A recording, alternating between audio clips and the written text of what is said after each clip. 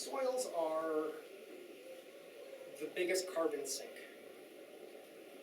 or one of the biggest carbon sinks in the world. And what that means is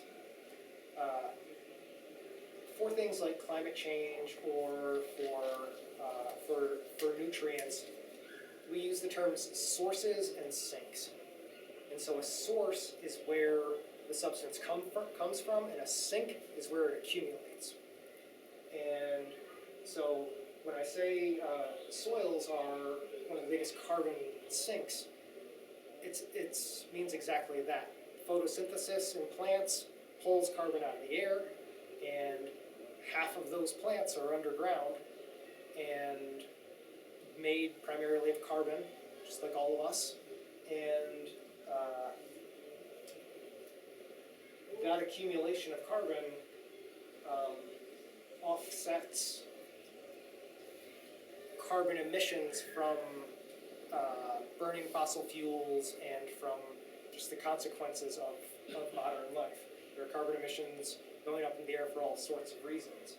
And one of the things that drew me to biochar in the first place was it is the easiest method for offsetting carbon emissions.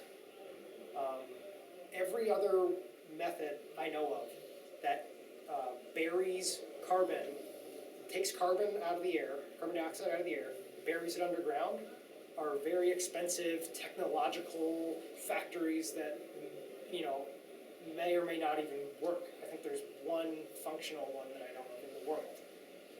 But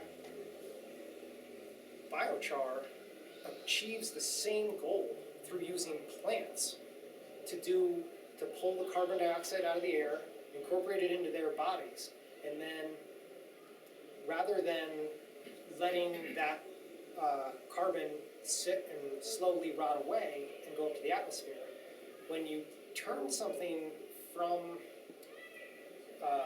raw material, any kind of plant material or animal material or anything, if you take something that would rot and you char it fully, you remove it from the biological cycle of carbon and other things and put it into the geological carbon cycle.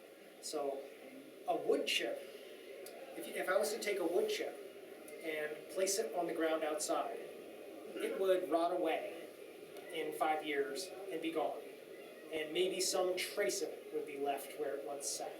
But if I took that same wood chip and turned it into biochar and put that on the soil and came back in 1,000 years, it would be virtually identical to the day I put it